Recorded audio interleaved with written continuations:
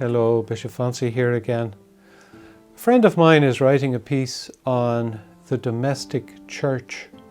It is a very timely topic, the domestic church, because all around Ireland now people are not able to travel to their churches for the celebration of the sacraments, and so families are confined. Of course, the domestic church is largely how the church began. It began in people's homes and people's houses. And Pope Francis, just almost 2 years ago now, came to Ireland to help us to celebrate the World Meeting of Families. It was a beautiful, beautiful celebration of love and the family. Pope John Paul wrote an encyclical, Familiaris Consortio, on the family. Here's just a few sentences.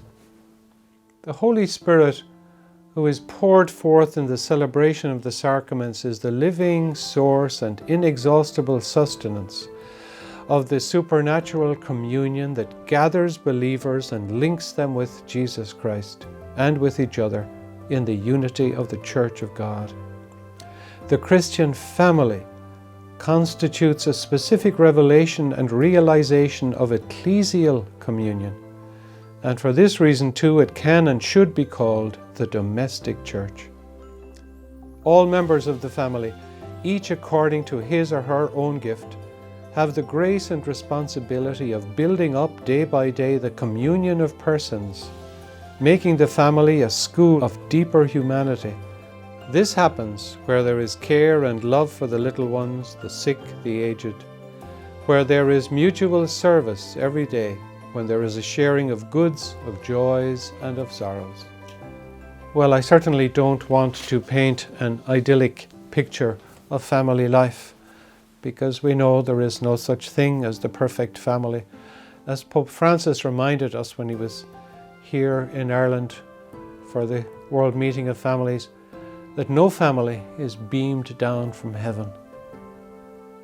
We all know of the struggles and the ups and the downs.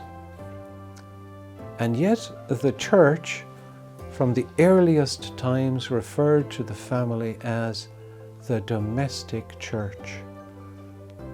For it is there, in the heart of the family, that children learn, and indeed that parents learn, how to relate to one another.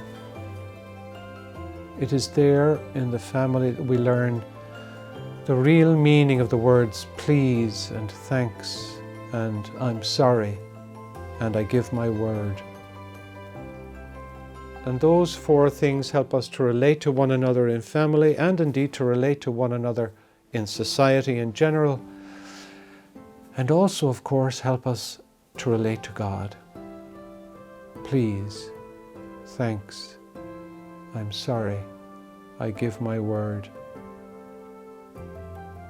In a very real way, parents show themselves to be the first educators in the ways of the faith.